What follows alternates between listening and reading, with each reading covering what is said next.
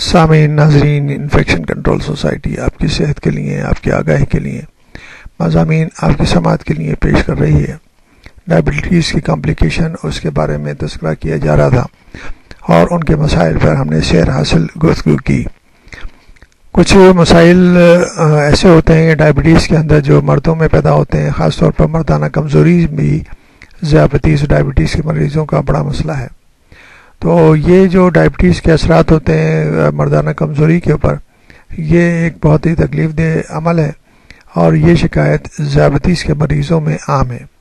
مگر افسوس کی بات یہ ہے کہ مریض اس بات کا ذکر ڈاکٹر سے کرتے ہوئے گھبراتے ہیں اور شرماتے ہیں۔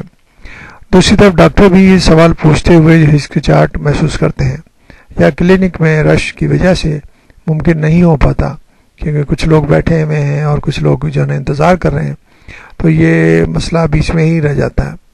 اس کا سیدھا سادہ فائدہ وہ حکیم اور سنیاسی فٹ پاتھ پہ بابا اٹھاتے ہیں جو عام اشتہار بازی کرتے ہیں اور اس مرض کا شرطیہ علاج کرنے کی گارنٹی بھی دیتے ہیں۔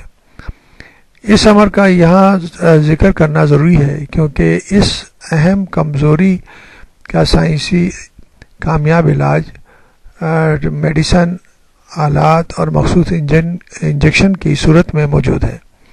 یہ بات واضح رہے کہ ٹیسٹوسٹرون کی دوائیں یا انجیکشن اس مرض میں بہت عام دیے جاتے ہیں، مگر یہ مسئلے کا اصل حل نہیں ہے۔ کچھ صورتوں میں تو اس کا استعمال خطرے سے خالی نہیں ہوتا، کیونکہ یہ ہارمون ہے۔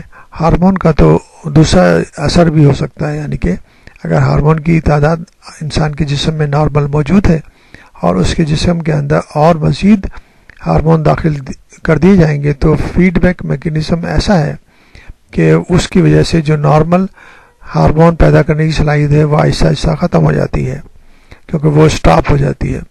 تو وہ ایک پرماننٹ قسم کا ڈیمیج جسم کو اثر پڑتا ہے۔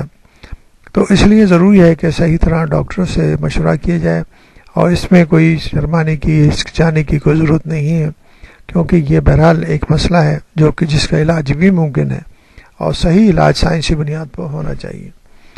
تو بہتر یہ ہے کہ اس علاج کے لیے اپنے فیملی فزیشین سے مشورہ کریں جو صحیح آپ کو ڈائگنوسس کر کے اور صحیح علاج کرنے میں آپ کی مدد کریں گے۔ لہٰذا اس حوالے سے فیملی فزیشین یا اپنے جو ڈاکٹر ہیں ان کا مشورہ بہت ضروری ہے۔